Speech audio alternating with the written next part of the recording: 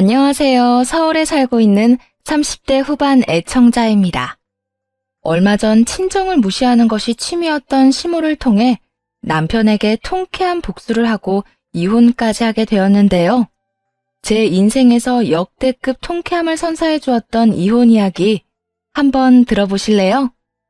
금전적으로 비교적 어려웠던 어린 시절을 보냈어요. 늘 열심히 사는 부모님은 운이 따르지 않았는지 가난한 편이었고, 그렇기에 뭐든 열심히 하는 좋은 습관이 생겼죠. 그렇지 않으면 하염없이 뒤처지기만 했으니까요. 그래도 열심히 공부한 덕분에 무난한 청소년을 보냈고, 대학교까지 무사히 갈 수 있었죠.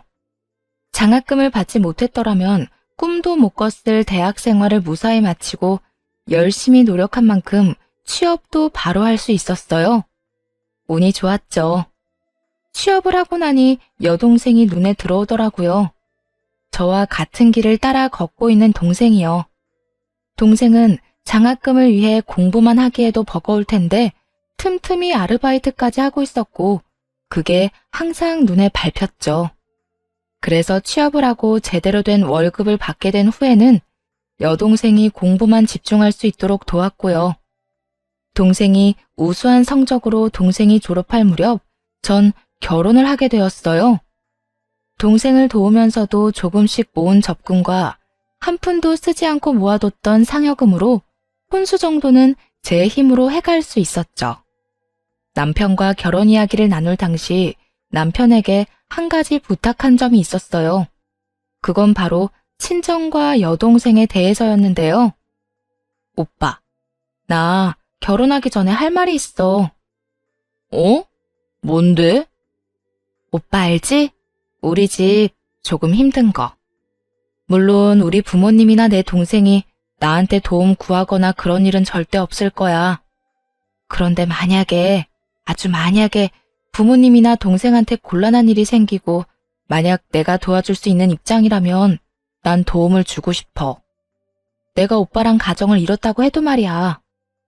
당연한 걸 왜 그렇게 조심스럽게 물어. 만약 그런 상황이 온다면 내가 먼저 나서서 할 수 있는 선에서 다 도와줄 테니까 그런 걱정은 하지도 마. 나 너랑 결혼하는 이유 중 하나가 네 울타리가 되어주고 싶은 것도 있어. 항상 뭐든 열심히 하는 네 모습이 존경스럽기도 하지만 한편으론 안쓰럽기도 해서 말이야. 그러니까 그런 걱정하지 말고 나하고 결혼해서 행복해질 생각만 해. 내가 행복하게 해줄 테니까. 물론 모르는 건 아니었어요. 결혼하기 전에 한 약속은 아무런 소용이 없다는 걸요. 그땐 밤하늘의 별도 따다 줄 거라 한다는데 이깟 약속이 저한테나 중요하지 남편에겐 별로 중요하지 않았을 거란 것도요. 하지만 의미 없는 약속이라도 저렇게 말하는 남편의 마음만큼은 진심일 거라 믿었죠. 그렇게 남편을 믿으며 결혼했고 우려와는 달리 결혼 이후 동생은 스스로 뭐든 잘 해내어 주었네요. 동생은 아르바이트를 하며 스펙을 쌓았고 제가 결혼한 지 2년 만에 동생이 평소에 원하던 곳에 입사를 했고요. 축하할 일이었지만 동시에 고민스러운 문제도 생겼죠. 친정과 동생 회사까지의 거리가 멀었고 도저히 출퇴근이 가능한 거리가 아니어서 자취를 해야만 하는 상황이었죠. 보증금 1,000만 원이라는 꽤 큰 돈이 필요한 상황이었어요. 동생은 그간 아르바이트를 한 돈으로는 학원을 다녀서 모아둔 돈이 너무 적었고 친정의 도움을 구하기엔 여의치 않은 상황이었어요. 저도 부부 공동 돈은 있지만 개인적으로 모은 돈은 전혀 없었기에 남편에게 상의를 하게 되었네요. 여보, 이번에 우리 지우 입사한 거 알지? 알지. 거기 들어갈 거라고 고생 많이 했는데 기특하다 정말. 기특하긴 하지. 그런데 당신도 알다시피 친정이랑 회사랑 거리가 꽤 되잖아. 그래서 회사 근처에 자취해야 하는 상황인가 봐. 그래? 그러면 해야지. 어떻게 입사한 회사인데 거리 때문에 포기할 순 없으니까. 그런데 문제는 보증금이 많이 부족한가 봐. 그래서 내가 그 돈을 좀 해주고 싶어. 1,000만 원 정도. 뭐? 1,000만 원? 그 돈을 왜 당신이 해줘? 당신 돈 있어? 내가 그런 돈이 어딨어. 우리 같이 넣는 통장에 한 달 쓸 용돈 빼곤 다 넣는데. 그러면 혹시 부부 돈 건드릴 생각은 아니지? 절대 안 돼. 그 돈이 어떤 돈인데 당신 동생 돕는 일 했어? 남편이 했던 말이 있었으니 전혀 기대가 없었다면 그건 거짓말이겠죠. 남편이 흔쾌히 도와주면 참 고마울 일이라고 생각했지만 여의찮다면 개인 대출이라도 받아 도와줄 생각이긴 했어요. 그런데 사람 말이 아다르고 어다른 건데 저렇게 날 세워 완강하게 싫다고 하니 기분이 상하더라고요. 그리고 부부 돈이라고 해도 엄연히 제 돈도 있는 것인데 마치 자신 소유라는 듯이 말하니 화까지 났고요. 그 돈 당신 혼자 모은 돈 아니고 내 지분도 있는 돈이잖아. 물론 그렇다고 해서 내 돈이니 내 마음대로 쓸 거라고 우길 생각은 애초에 없었지만 그래도 당신이 말을 그렇게 하면 내가 너무 섭섭하지 않겠어? 당신이 섭섭하다고 해도 어쩔 수 없어. 그 돈 급할 때나 큰 돈 필요할 때 쓰자고 차곡차곡 모은 돈인데 내 입장에선 당신 동생 자취방은 급한 일이 아니라고. 그러니까 정해주고 싶으면 당신 힘으로 당신이 알아서 해줘. 그것까진 막지 않을 테니까. 생각했던 것과 결론은 비슷한데 과정은 왜 이따위인지 정말 속이 상하더라고요. 그때부턴 말이 곱게만 나가지 않더라고요. 당신이 굳이 그렇게 말하지 않아도 그렇게 할 거야. 그런데 당신 진짜 실망이다. 언제는 이런 일 있으면 먼저 나서서 돕겠다고 하더니 이게 먼저 나서 돕겠다는 사람의 모습이야? 아무리 결혼하기 전엔 뭐든 다 해준다고 호언장담한다지만 이건 달라도 너무 다른 사람이잖아. 그때 그 모습은 다 연기였어? 그냥 어떻게 해서든 결혼부터 하려고 지어낸 모습이었어? 그게 언제 한 말인데 그걸 아직까지 기억하고 있어? 이래서 여자들한테 무슨 말을 못한다니까. 그땐 그때고 지금은 지금이야. 당신이 믿을지 모르겠지만 그땐 진짜 뭐든 다 해줄 수 있을 것 같았어. 그런데 지금 막상 주려고 하니 아까운 걸 어떡해? 아까워? 그래, 뭐 알겠어. 아까울 수도 있겠지. 그런데 당신 지금 이렇게 행동하는 거 앞으로 두고두고 후회하게 될 거야. 사람 일이라는 거 정말 어떻게 될지 모르는 거야. 혹시 알아? 당신도 나한테 이런 부탁하게 될 날이 생길지. 그때 가서 아무리 부탁해도 국물도 없을 테니까 딴소리나 하지 마. 그런 걱정은 하지도 마라. 우리 집은 당신 집이랑 달라서 그 정도 돈은 얼마든지 구할 수 있어. 가난한 저의 집에 비해서는 어느 정도 여유가 있는 시댁이긴 했어요. 시부는 교수직을 하다 퇴임한 상태이고 남편은 박사 학위까지 따고 지금은 연구원으로 일하는 중이었거든요. 그래서 더 화가 났던 것도 있어요. 금전적으로 힘든 상황이 아닌데도 저렇게 치사하게 구니 말이에요.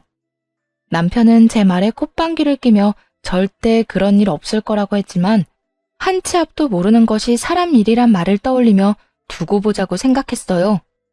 결국 기분만 기분대로 상한 채 혼자 힘으로 1,000만 원을 마련해 동생에게 주었네요. 동생은 그 돈을 첫 월급 받는 순간부터 되갚기 시작하더라고요. 첫 부부싸움을 하고 난 후 그렇지 않아도 박사 아들보다 덜 배웠다고 틈만 나면 저를 무시하던 시모는 이 사건으로 인해 이제는 친정까지 무시하기 시작하더라고요. 입사한 남편이 시모에게 쪼르르 달려가 모든 걸 고에 바친 결과였죠. 아니, 무슨 집에 돈 1,000만 원이 없어서 시집간 딸이 돈 걱정을 하게 만들어? 너 시집 오면 친정하고는 끝이란 건 모르니? 언제까지 네 친정 돕고 살 거야? 하여튼 네 친정 부모님이나 네 동생이나 염치들이 없어? 어머님, 남편이 어떻게 말을 전했는지 모르겠는데 저 결혼하고 한 번도 친정 일로 돈 쓴 적도 없어요. 다른 도움도 준 적 없고요. 그리고 제가 여동생한테 해준 그 돈 돌려받지 않겠다고 했는데 동생이 자기도 돈 번다고 다달이 돈 넣어주고 있으니 그런 식으로 말하지 마세요. 제 가족들 남한테 해되거나 염치 없이 산 적 단 한 번도 없으니까요. 어머, 자기 가족 흉 좀 봤다고 눈 동그랗게 뜨고 말 대답하는 것 좀 봐. 이런 말이 듣기 싫었으면 애초에 그런 말이 내 귀에 안 들리게 했어야지. 네 친정 식구들 때문에 우리 아들이 얼마나 스트레스를 받았으면 그 진중한 우리 아들이 나한테 전화와서 1시간 넘게 하소연을 했겠어? 하여튼 너 우리 아들 스트레스 받게 하지 마라. 그렇지 않아도 연구소에서 힘든 애를 집에서까지 힘들게 하지 말라니 말이야.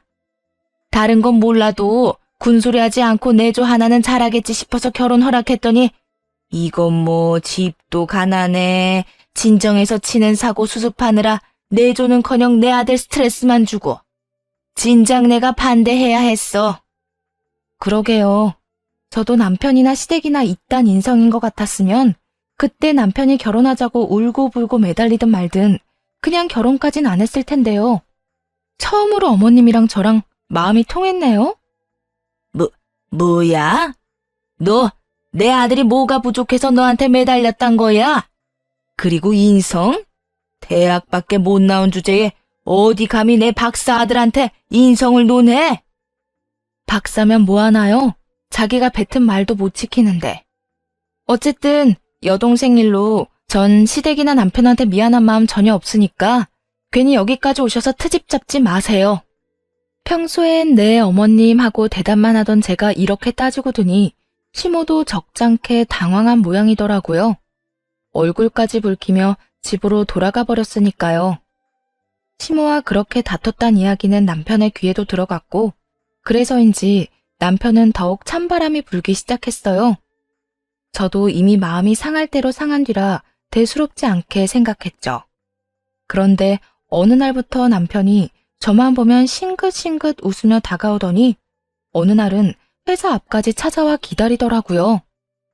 여기까지 무슨 일이야? 무슨 일은 당신 모시러 왔지.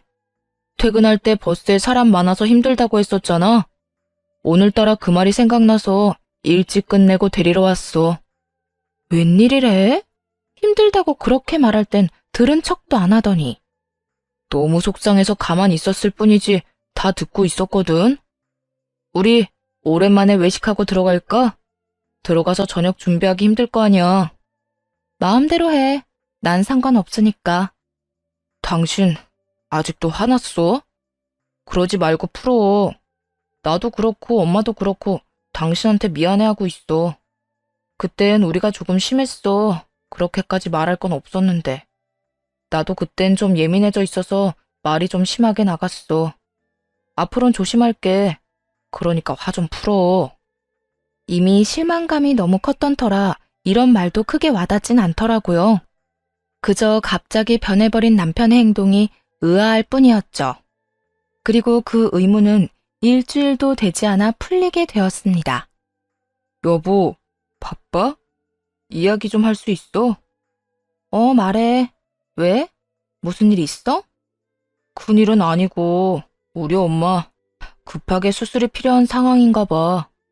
그래서 하는 말인데 우리 돈으로 수술비 좀 해줘도 될까? 수술이라고 하니 깜짝 놀랐어요. 며칠 전 지나친 친절을 베푸는 시모와 통화를 할 때까지만 해도 그런 말은 없었거든요. 거기에다 시댁에 돈이 없는 것도 아닌데 얼마나 큰 수술이면 우리 돈까지 필요한가 싶어 아무리 싫은 시모라도 걱정이 다 되더라고요. 뭐? 수술? 무슨 수술인데? 어머님 많이 아프셔? 며칠 전에 통화했을 때만 해도 괜찮으신 것 같았는데. 여보, 일단 진정 좀 해. 누가 보면 우리 엄마 아니고 당신 엄마인 줄 알겠다. 당신이 생각하는 것만큼 그렇게 심각한 거 아니니까 일단 진정 좀 해. 그래? 그러면 다행이고. 그런데 어디가 얼마나 안 좋으시길래 수술까지 하셔. 뜸들이지 말고 빨리 말 좀 해줘. 그게 사실은 우리 엄마 젊을 때 쌍꺼풀이랑 코 수술했었거든. 그런데 이번에 재수술이 하고 싶은가 봐. 들어보니까 성형에도 유행이 있다며? 당신도 알잖아. 우리 엄마 유행에 민감한 거.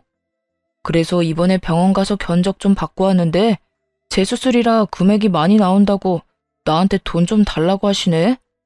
우리 통장에서 줘도 되지? 맥이 탁 풀리며 제정신이 아니구나 하는 생각이 확 들었네요. 고작 성형수술인 줄도 모르고 걱정했던 제가 한심하기까지 하더라고요. 그러면서도 보증금 1,000만 원에 덜덜 떨던 그때 사건이 떠오르며 후회하지 말란 제 말에 콧방귀 끼던 남편의 얼굴이 스쳐 지나갔죠. 부부 돈으로 내 동생 살집 보증금 해주는 건 절대 안 돼도 어머님 성형수술 비용 해주는 건 되는 모양이네. 어? 이미 다 지나간 일을 왜 또 떠올리고 그래. 그땐 내가 진짜 미안했다고 사과도 했잖아. 다 지나간 일은 덮어두고 이번에 우리 엄마 성형수술은 좀 시켜주자. 응? 당신 돈으로 그 수술을 시켜준다고 해도 황당할 마당에 뭐? 우리 돈으로 해주자고? 난 싫은데 어떻게 하지? 뭐? 당신 지금 싫다고 한 거 맞아? 그러니까 우리 엄마 성형수술비 안 해준다고? 남편은 제가 반대하는 상황은 전혀 예상하지 못했다는 듯 많이 당황스러운 표정으로 되물어오더라고요. 평소 가족이라면 끔뻑 죽는 저희니 시댁 일에도 끔뻑 죽을 거라 생각했던 것이었죠. 만약 시모가 건강 문제로 수술을 해야 하는 상황이라면 흔쾌히 도와줬을 거예요. 아무리 미워도 사람 목숨이 오가는 것인데 그런 일에 돈으로 치사하게 굴고 싶진 않았으니까요. 하지만 오로지 미용이 목적인 수술, 거기에다 저와 저희 집을 그렇게 무시하던 시모에게 전 동전 하나 보탤 생각이 없었습니다. 말이 좋아야 수술이지. 그것 때문에 죽고 사는 문제도 아니고 난 절대 그런 곳에 내 돈 보탤 생각 없거든? 당신 말대로 아까워서 싫어. 내가 어떻게 벌고 모은 돈인데 그 돈을 그딴 데다가 써? 그렇게 해주고 싶으면 당신이 알아서 해드려. 내가 내 동생한테 그랬듯이 말이야. 그런데 내 동생은 내가 그렇게 갚지 말라고 해도 꼬박꼬박 갚던데 어머님은 그냥 주는 거나 마찬가지겠네? 뭐 그것도 당신 사정이니까 알아서 해. 그것까진 나 역시 당신처럼 전혀 상관하지 않을 거니까. 당신 진짜 치사하게 이렇게 나올 거야? 먼저 치사하게 나왔던 게 누군데? 내가 그때 이런 일 있을 때 후회하지 말라고 하니까 절대 후회할 일 없다고 콧방귀까지 낀 사람이 당신이야. 그때 그 다짐처럼 스스로 알아서 해. 말문이 막힌 남편은 방으로 들어가 버렸고 그 뒷모습을 보며 한참을 비웃어 주었네요. 그렇게 다음 날이 되었고 시모가 집으로 찾아왔더라고요. 이미 충분히 예상했던 터라 놀랍지도 않았죠. 너 내 수술비 못 해준다고 했다며? 네가 뭔데 그 돈을 해준다 만다 말을 더 해? 제가 먹이는요. 그 돈 주인이죠. 주인? 웃기고 있네. 들어보니까 너 혼자 모은 돈도 아니고 내 아들이랑 같이 모은 돈이라며? 그리고 시집와서 모은 돈은 다 가장 돈인 거 모르니?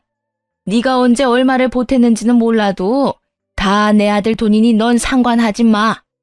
난 내 아들 돈으로 수술할 거니까. 말도 안 되는 억지 좀 부리지 마세요.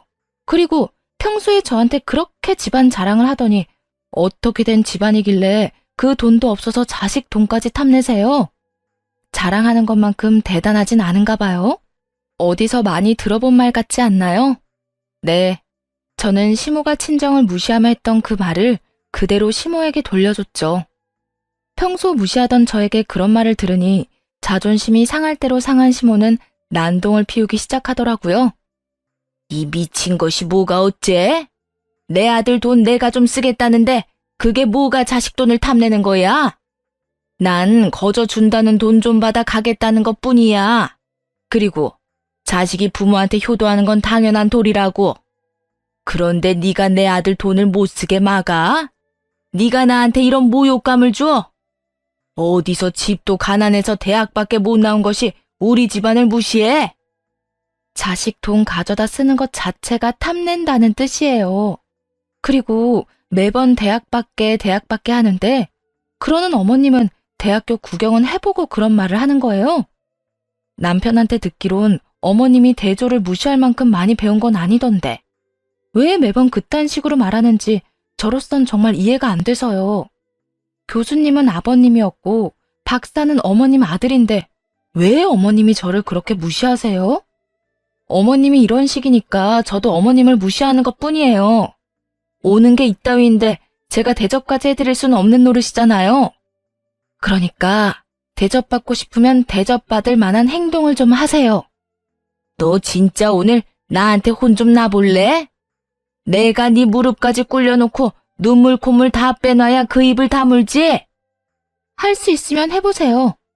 저도 이제 이판사판이고 어머님 하나도 안 무서워요. 시모는 저의 도발에 손에 집히는 대로 던지기 시작했고 그 순간 현관에서 초인종 소리가 들리더라고요. 동생에게 반찬을 가져다 주러 간 엄마가 저희 집 목도 챙겨온 것이었어요. 이런 꼴까지 보이고 싶지 않아 어떻게 해야 하나 고민하고 있는데 시모가 비열한 미소를 보이며 문을 확 열어버리더라고요. 제가 자기 뜻대로 되지 않으니 엄마에게 한바탕 쏟아부을 계획이었던 거죠. 넌 왜 이렇게 문을 안 열어? 어머, 사돈 와 계셨어요? 그런데 집안 꼴이 이게 뭐야? 혹시 사돈이 이러셨어요? 시모에게 인사를 건네며 들어오던 엄마는 엉망진창이 된 집과 시모의 손에 들린 휴지 하나를 보고 이미 상황 파악을 마친 듯 싸늘하게 식은 시모에게 물어보더라고요. 시모는 이러한 엄마의 물음에 뭐가 그리 당당한지 있었던 일을 늘어놓기 시작했죠. 네, 제가 했어요. 딸 교육을 아주 잘 시켰던데요, 사돈. 애가 얼마나 되바라지는지 아주 시어머니 말에 한마디도 안 치고 말대답하는데 제가 너무 화가 나서 이렇게 했습니다. 우리 딸이 괜히 말대답했을 리가 없을 텐데요. 사돈이 도대체 뭐라고 했길래 우리 애가 그렇게까지 했단 말입니까? 참나. 저요? 저 별거 안 했어요. 그냥 성형수술비 좀 내 아들 돈으로 쓰겠다고 했을 뿐입니다. 내 아들 돈 내가 좀 쓰겠다는데 글쎄 이것이 뭐라고 한 줄이나 아세요? 그 돈은 내 아들 돈이 아니라 부부 돈이다. 그러니까 자기 목도 있다면서 제 의견에 반대를 하고 나서더라고요. 건방지게. 생각 같아선 한 대 올려붙이고 싶었는데 그렇게까진 할 순 없고 화는 나고 해서 물건 좀 던졌어요. 시모는 엄마의 표정은 보이지 않는 것인지 잔뜩 흥분한 채로 상황 설명을 하고 있었고 엄마의 표정은 걷잡을 수 없이 어두워지고 있었어요. 제가 이런 대우를 받았다는 것도 화가 나는데 성형수술 때문에 돈을 내놓으라고 우기는 시모의 행동에 더욱 화가 난 듯 하더라고요. 평소 우리 집을 그렇게 무시하더니 지금 하는 행동을 보면 무시할 주제도 못 되네요. 어떻게 다른 이유도 아니고 성형수술 따위 때문에 애들 사이에 이 불화를 만들어요? 어른이고 부모면 그답게 좀 행동하세요. 그리고 시어머니면 시어머니지 사돈이 뭔데 내 딸한테 이따위로 굴어요? 내가 이 땅꼴이나 보고 살라고 시집 보낸 줄 알아요? 그나마 말이 좀 통할 줄 알았더니 하긴 그 핏줄이 어디 가겠어? 내가 웬만하면 우리 아들 이혼남 만들기 싫어서 참고 데리고 살려고 그랬는데 사돈까지 이러는 거 보니까 도저히 급이 안 맞아서 못 참겠네요. 난 더는 저 딴에 내 며느리 자리에 두기 싫으니 온 김에 그 귀한 딸 데리고 가세요. 시모는 굉장히 큰 착각을 하는 것 같더라고요. 이혼 이야기까지 꺼내며 저를 데리고 가라고 엄포를 놓으면 엄마가 무릎이라도 꿇고 빌 거라고 말이에요. 하지만 엄마는 그것이 얼마나 말도 안 되는 착각인지 증명이라도 하듯 시모에게 싱긋 웃어주며 이렇게 말하시더라고요. 그렇지 않아도 그러려고 했는데 대신 말해줘서 고맙네요. 저도 이딴 급이 안 맞는 집안에서 내 딸 고생하면서 사는 꼴 보기 싫습니다. 차이가 나도 어느 정도 나야 참고 살라고나 하지. 이 정도 인성밖에 안 되는 집이면 차마 참고 살란 말도 안 나오네요. 딸, 뭐해? 꼭 필요한 것만 챙겨서 가자. 여기서 저딴 사람이 하는 허튼 말 듣고 있을 필요 없어. 제 눈빛만 봐도 모든 걸 다 안다는 듯 엄마는 제가 하고 싶었던 말을 대신해주고는 제 손을 잡고 나가시더라고요. 그 후 친정에서 지내게 되었고 이혼을 준비하기 시작했죠. 기대는 없었지만 막상 연락 한 통 없는 남편의 모습에 씁쓸한 마음이 드는 건 어쩔 도리가 없더라고요. 하지만 그런 상황이기에 더 냉정하게 이혼 준비를 할 수 있기도 했어요. 그렇게 친정에서 지내는데 너무 급하게 나오느라 미처 챙겨오지 못한 노트북이 떠오르더라고요. 집에서도 간단한 업무를 처리해야 했던 터라 없으면 안 되는데 말이에요. 하는 수 없이 반차를 쏘고 집으로 갔고 그곳에서 두 눈이 썩을 것만 같은 장면을 목격하게 되었네요. 현관 입구부터 심상치 않더군요. 아무렇게나 벗겨진 남편의 신발, 그리고 그것과 엉켜있는 여자 구두. 여기저기 늘어져 있는 맥주캔이 가리키는 곳을 따라가니 안방이었죠. 침대엔 여러분이 예상하듯 남편놈과 상간녀가 있었고 술을 얼마나 마신 것인지 그 시간까지 술 냄새를 풍기며 정신없이 자고 있더군요. 얼마나 정신을 놓았는지 꽤 가까이가 사진을 찍는데도 전혀 모르고 자더라고요. 그런데 가까이에서 본 상간녀의 얼굴이 낯이 익었어요. 그 여자는 바로 남편의 연구소에서 함께 일하는 여자였죠. 심지어 젊은 여자도 아닌 남편보다 10살이나 많고 애까지 있는 유부녀였어요. 그 순간 정신이 더 맑아지더라고요. 증거를 더 찾아야만 한다는 생각이 들었어요. 가지러 온 노트북을 챙겨 넣는 김에 남편의 노트북도 살펴봤고 남편의 차 블랙박스까지 다 살펴보았죠. 노트북에는 크게 자극적인 것이 없긴 했는데 블랙박스엔 전날의 대화까지 생생하게 다 남아있더라고요. 자기, 이번 땡땡 연구소 내 덕에 스카우트 제이 들어온 건 알지? 그럼 잘 알지. 그렇지 않아도 그 연구소로 옮기고 싶었는데 워낙 이직 기준이 높아서 포기했었거든. 그런데 자기 덕에 이렇게 좋은 제의도 받게 되고 고마워. 자기밖에 없다. 알면 잘해. 그런데 집에 진짜 와이프 없는 거 맞아? 같이 들어갔는데 돌아와 있으면 어떻게 해? 그러면 진짜 큰일인 거 알지? 나 오늘 출장 간다고 거짓말하고 나온 거라 자기 집 아니면 갈 데도 없다고. 걱정하지 마. 그 여자 그러고 간 거면 무슨 일이 있어도 안 돌아올 거야. 내가 가서 빌지 않는 이상 이혼이라고 보면 돼.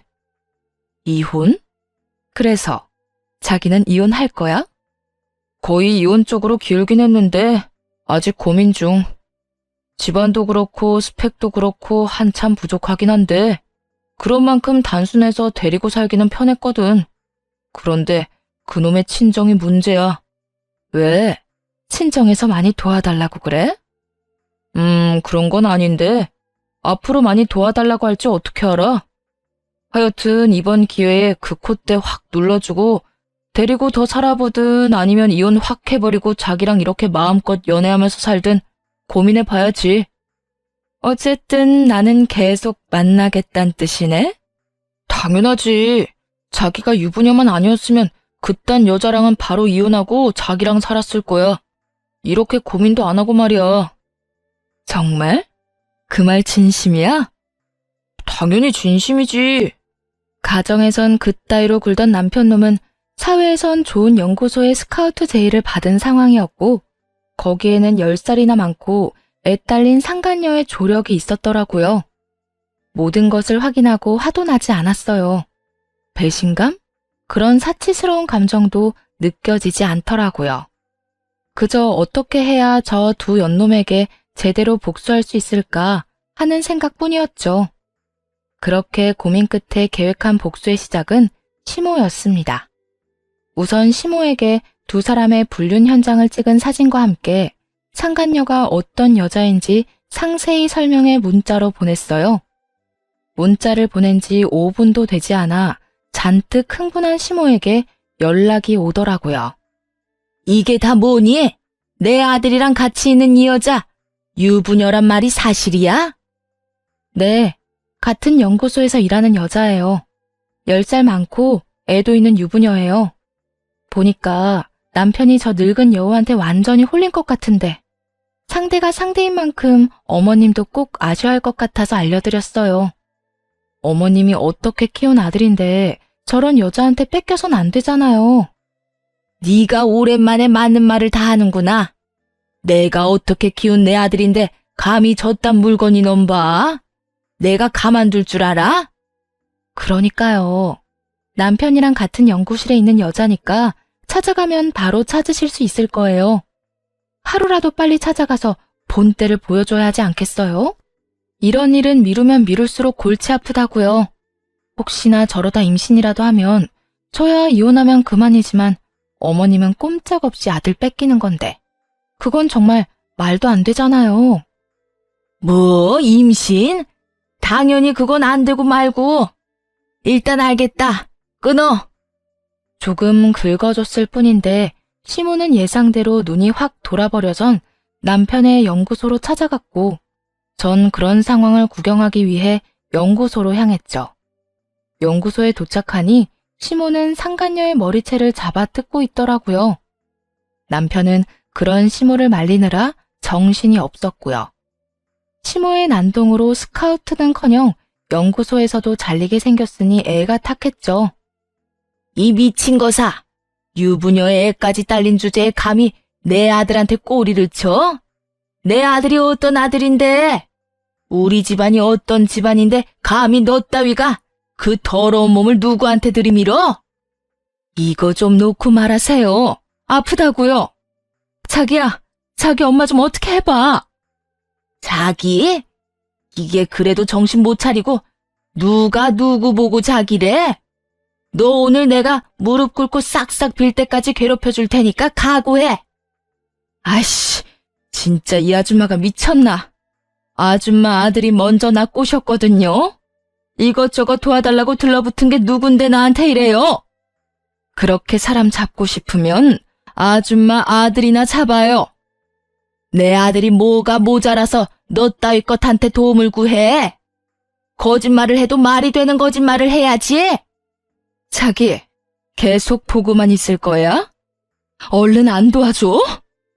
상간녀는 고함을 질러댔고 그제야 남편은 정신이 돌아온 것인지 황급히 시모를 떼어내더라고요. 엄마, 이거 좀 놓고 이야기해. 여기 내가 일하는 곳이야. 엄마가 이렇게 하면 앞으로 나는 어떻게 해? 내가 뭘 어쨌다고 이래? 몰라서 물어? 지금 엄마 때문에 나 진짜 곤란해졌다고. 길게 말할 것도 없이 주변 좀 돌아봐.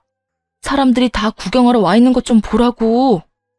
남편은 시모를 떼어내며 화를 냈고 시모 역시 그제야 주변 사람들이 눈에 보이는 듯 헛기침을 하며 옷 매무새를 가다듬더라고요. 그러면 뭐 하나요? 이미 온 연구소 사람들이 다 구경하러 몰려온 상황이었는데요. 전 재미있는 구경을 하고 연구소 밖으로 나왔고 조금 기다리니 남편에게 쫓겨난 시모도 혼자 걸어 나오더라고요. 그리곤 저에게 다가와 눈물을 흘리며 하소연하기 시작했어요. 예, 우리 아들이 어떻게 나한테 이렇게까지 할 수가 있니? 내가 자기를 어떻게 키웠는데? 그 사람 많은 데서 나한테 화를 내는 것도 모자라 그렇게 치욕스럽게 쫓아낼 수가 있어? 그까진 여자가 뭐라고? 여자가 엄마보다 중요할 순 없는 거잖니? 여자가 중요해서 그랬겠어요? 어머님은 잘 몰랐나 본데 그 여자가 어머님 아들이 그렇게 가고 싶어 하던 연구소에 들어가는 걸 도와줘서 그런 거라고요. 뭐? 너 왜 그걸 지금에서야 말하는 거야? 진작 말해줬으면 내가 이렇게까진 안 했을 거 아니야? 그러니까 말 안 했죠. 그런 사실까지 다 알려주면 어머님이 이렇게 난동을 피우기는커녕 잘했다고 칭찬해줬을지 누가 알아요? 그렇게 되면 제 계획과는 달리 저 쓰레기 같은 인간이 원하는 바를 다 이뤘을 텐데 제가 그 꼴을 어떻게 봐요? 뭐라고? 그러니까 네 말은 네 계획에 날 이용이라도 했단 이 말이야? 네, 맞아요. 어쨌든 감사해요. 덕분에 손 안 대고 코 풀었네요. 그러면 부디 건강하세요. 그렇게 바라던 성형수술도 꼭 받으시고요. 자기 손으로 아들의 중요한 기회를 날려버린 것을 안 시모는 그 자리에서 주저앉아 대성통곡을 했고 전 그런 시모를 뒤로하고 돌아왔네요. 이렇게 통쾌한 마음으로 시작한 복수는 이혼을 통해 더욱 통쾌해졌어요. 결혼 생활 동안 당한 것들도 문자로 다 남아있었고 가정에도 충실하게 임했기에 재산 분할 및 위자료까지 잘 받을 수 있었거든요. 물론 시모와 상간녀에게도 위자료를 받아냈고요. 금융치료 말로만 들어봤는데 정말 그만한 치료가 또 없더라고요. 전 남편은 스카우트가 무산된 건 물론이고 잘 다니고 있던 연구소까지 상간녀와 나란히 잘렸다고 하더군요. 이렇게 싱겁게 복수가 끝났냐고요? 그럴 리가요. 제 가정을 망쳐버린 상간녀의 가정은 아직 멀쩡하잖아요? 수소문을 해 상간녀의 남편을 만나 모든 사실을 알렸죠. 그 덕에 이혼당하게 된 상간녀는 곧 찾아오더라고요. 너 진짜 미쳤어? 네가 뭔데 내 남편을 만나서 그딴 것까지 말해? 양심이 없는 것인지 정신이 나가버린 것인지도 구분이 되지 않더라고요. 감히 불륜녀 주제에 저리도 큰 소리를 치는 그 낯짝에 할 수 있는 모든 건 뭐든 다 하겠다 싶은 심정이었어요. 미친 건 너지. 그렇게 가정이 소중했으면 그딴 짓을 왜 해? 잘못은 본인이 다 해놓고 이렇게 날 찾아와서 따지는 게 미친 짓이야. 알아? 네 가정은 원래 다 깨진 가정이었고 내 가정은 완벽했다고. 그런데 네가 뭔데 내 완벽했던 가정을 산산조각 내? 너 때문에 내 인생은 다 망해버렸는데 어떻게 책임질 거야? 이미 깨진 가정의 남자랑 바람 피우면 불륜이 아닌 게 돼? 그리고 완벽한 가정 좋아하시네. 네가 내 남편이랑 그딴 짓 한 순간부터 완벽한 가정 따윈 물 건너간 거였어. 네 가정 네가 깨놓고 누굴 찾아와서 큰 소리야? 아직 매운맛 덜 봤지? 내가 너 앞으로 한평생 얼굴도 못 들고 다니게 해줘? 네가 어디서 뭘 하든 어떤 사람을 또다시 만나 가정을 꾸리든 내가 끝까지 쫓아가서 불륜녀 상간녀라고 고함 한번 질러줘야 정신 차릴 거야? 미친 게, 너 그러기만 해봐. 나라고 가만히 있을 것 같아? 내가 너 경찰에 신고할 거야. 너 가만히 안 둘 거라고. 마음대로 해. 누가 더 손해인지 한번 두고 보면 알겠네. 그때는 화가 머리끝까지 날 수밖에 없는 상황이었고 더 이상 필터를 거칠 정신도 없었네요. 끝까지 강하게 나오던 상간녀는 핏대까지 세우며 악소리를 내고 고함을 질러댔지만 결국 제 손에 질질 끌려 쫓겨나게 되었습니다.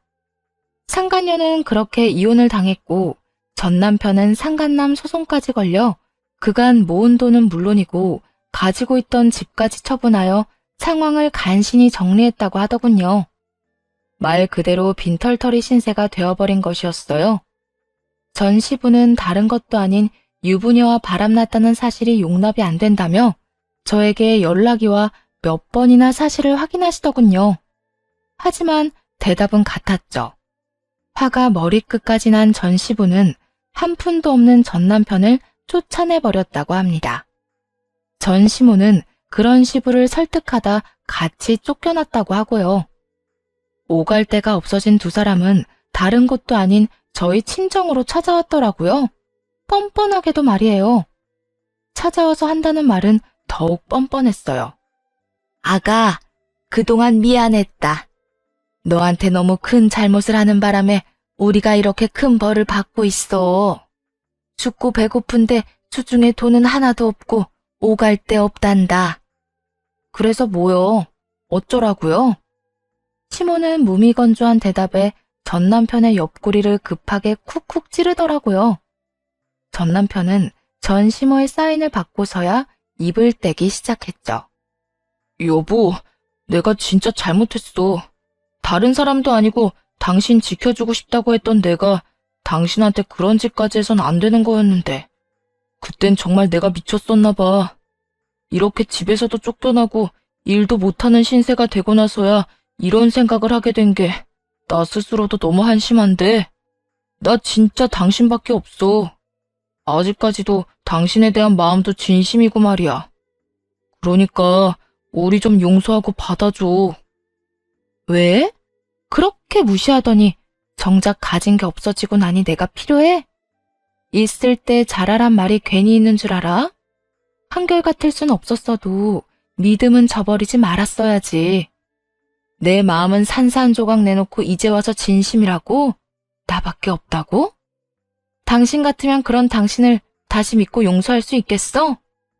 구구절절한 설득도 소용없을 것 같아지자 전 시모가 나서 불쌍한 척을 하며 애원하기 시작하더라고요. 아가, 그러지 말고 우리 좀 용서해주면 안 되겠니? 너도 봤다시피 얘가 한순간에 실수한 건 내가 2번 다신 그런 짓 못하게 홍군형을 내줬고, 우리가 이때껏 말과 행동으로 너한테 상처 줬던 건 앞으로 살면서 다 갚으마.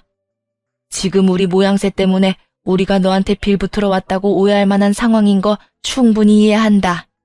그런데 우리는 절대 그런 마음으로 널 찾아온 건 아니야. 우리도 이런 꼴로 널 찾아오고 싶진 않았어. 좀 더 제대로 된 모습으로 당당하게 와서 용서를 구하고 싶었는데 상황이 여의찮아서 이 꼴로 오긴 올 수밖에 없었다. 우린 다른 것보다 네 용서를 가장 바라고 있어. 그러니까 우리 아들 좀 용서해주고 다시 내 아들하고 좀 살아주면 안 될까? 청산 유수가 따로 없더라고요. 거짓골을 해서는 믿을 수 없는 말을 어찌나 그럴듯하게 하는지. 참 그것도 능력이다 싶더라고요. 본인 스스로도 말 한 번 잘했다 싶었는지 그 와중에도 뿌듯한 얼굴을 숨기지 못하더군요. 이런 전시모를 향해 헛웃음을 지어 보였고 그 사이 엄마가 나서 전시모의 입을 막았죠. 아유, 그랬어요? 그런 사정이 있었으면 진작 말을 하지 그랬어요. 역시 사도는 말이 좀 통하시네요. 사도는 저랑 제 아들 마음 잘 아시겠죠? 그럼요. 정사정이 그러면 딸아이 설득해서 기다리라고 할 테니 모양새가 볼만해지면 찾아와서 다시 비세요. 엄마가 말을 걸 때까지만 해도 희망에 가득 찼던 전시모의 얼굴이 한 방에 보기 좋게 일그러지더라고요. 얼마나 당황한 것인지 말까지 더듬기 시작했죠. 뭐라고요? 그쪽이 그랬잖아요. 좀 더 제대로 된 모습으로 당당하게 와서 용서를 구하고 싶었다고. 기회를 줄 테니 좀 더 제대로 된 모습으로 찾아오세요. 취업도 다시 하고 통장도 좀 두둑하게 만들어서 찾아와서 빌면 우리 딸 마음이 조금 풀릴지 누가 알아요? 지금 그 꼴은 좀 누가 봐도 쫄딱 망하게 돼서 빈대붙으러 온 꼴이지 않을까요? 태연한 얼굴로 시모의 전곡을 찔러가며 약 올리는 엄마를 보는데 정말이지 내 편이라 다행이다 싶더라고요. 엄마의 뜻대로 시모는 팔짝팔짝 날뛰며 본색을 드러내기 시작했습니다. 사돈, 말이 너무 심한 거 아니에요? 빈대? 감히 지금 누구 보고 빈대라는 단어를 갖다 붙이는 거예요? 지금 우리 모습이 아무리 꼴사나워졌다고 해도 그딴 경박한 단어를 우리 모자한테 붙이는 건 예의가 아니죠. 사돈 같은 소리 한다. 내 딸이 당신하고 당신 아들한테 소송까지 해서 이혼한 지가 언젠데 사돈은 무슨 사돈이야? 그리고 지금 우리 앞에서 예의 따지는 거 뻔뻔해도 너무 뻔뻔하다고 생각 안 해? 하긴 그 정도 뻔뻔함도 없었으면 감히 여기 와서 낯짝 들이밀 생각도 못했겠지. 뭐야? 이 여자가 상황이 급해서 사람 대접도 해주려고 했더니 감히 이딴 식으로 날 무시해? 우리가 지금 꼴이 이렇다고 언제까지 꼴이 이럴 것 같아? 우리 아들 박사야, 박사. 그런 내 아들이 언제까지 백수일 것 같냐고? 다시 잘 나가면 네 딸 따윈 한 트럭으로 가져다 줘도 눈길도 안 준다 이거야. 그렇게 되기 전에 기회 좀 주려고 했더니 아무것도 모르는 멍청한 물건이 뭐가 어쩌고 저쩌고 해? 뻔뻔? 빈대? 우리도 네 딸 같은 거 필요 없다 이거야. 그러니까 박사 아들 다시 잘 나가게 되면 찾아와서 큰 소리 치라고. 집도 절도 없이 거짓골로 와서 그딴 말 해봤자 아무 소용없으니까 말이야. 계속 여기서 이렇게 소란 일으키잖아? 그러면 귀하디 귀한 박사 아들 경찰서 구경도 하게 될 거야. 그쪽이랑 나란히 손 붙잡고 말이야. 이 여편네가 진짜 보자 하니까. 전시모는 말버릇만큼이나 손버릇 역시 좋지 않았고 엄마를 향해 손을 뻗어오더라고요. 그 순간을 놓치지 않고 아빠는 전시모의 양팔을 잡았고 그대로 끌어다 문 밖으로 내쫓았네요. 그리곤 전 남편 역시 아빠에게 멱살이 잡힌 채 끌려 나갔고요. 이혼을 하기 전 전 시모가 난동을 부려 엄마 손을 잡고 집을 나와야 했던 그 수모를 엄마는 제대로 갚아준 것이었죠. 그 후 모자의 꼴은 더 불쌍해졌다고 하더라고요. 워낙 우리 박사 아들 타령을 하며 사람들을 한껏 무시하고 다녔던 터라 전 시모의 친정이나 친인척들도 그들의 연락을 무시한다고 하더군요. 그 덕에 전 남편과 전 시모는 작은 원룸에서 월세살이를 하며 지낸다는 이야기를 들었네요. 그것뿐만이 아니었죠. 온실 속 화초처럼 자랐던 전 남편은 그저 지 엄마에게 살려달라는 말이나 해대고 전 시모는 그런 전 남편 때문에 몸져 누웠다고 하더라고요. 참 그들에게 잘 어울리는 결말 아닌가요? 박사 아들이 뭐 크게 대단한 것처럼 사람 깔보고 남들을 업신여기던 전 시모는 갱생 의지도 없이 징징거리는 전 남편 때문에 병이 났다는 게요. 절대 돈 때문에 아쉬운 소리 할 리 없다고 큰 소리치던 전 남편은 그 작은 방에서 시모 얼굴만 보고 살아야 하는 그 꼴도 그렇고요. 그에 비해 전 아주 잘 지내고 있습니다. 좋은 기회가 생겨 회사를 더 큰 곳으로 옮겼고 친정도 좀 더 좋은 집으로 옮겨드렸어요. 지금은 그곳에서 함께 지내고 있네요. 무엇보다 가장 좋은 소식은 바로 동생의 결혼 소식인데요. 다가오는 봄에 결혼을 할 예정이에요. 며칠 전 동생이 백화점 상품권을 건네며 결혼식에 입을 좋은 옷 한 벌 사라고 하더라고요. 그리고 이어진 동생의 말에 얼마나 울었는지 모릅니다. 언니, 내가 이렇게 잘 클 수 있었던 건 다 언니 덕분이야. 언니가 앞에서 잘 끌어주고 힘들 땐 뒤에서 잘 밀어줘서 내가 여기까지 올 수 있었어. 언니 덕분에 나 진짜 좋은 사람으로 잘 자랐고 그 덕에 이렇게 좋은 사람이랑 결혼까지 다 하게 됐어. 고마워 언니. 나한테 언니는 진짜 부모님 같은 사람인 거 잘 알지? 앞으로 내가 잘할게. 아니야. 내가 너한테 뭘 얼마나 해줬다고 그래. 네가 열심히 살았으니까 다 잘 된 거지. 그런 말 하지도 마. 나 언니가 아니었으면 그렇게 열심히 살지도 않았을 거야. 언니가 열심히 살면 뭐든 다 이룰 수 있다는 거 보여줬으니까 나도 열심히 했고 힘이 들 때마다 난 괜찮다고 하는데도 끝까지 언니가 도와줘서 뭐든 다 해낼 수 있었어. 고마워.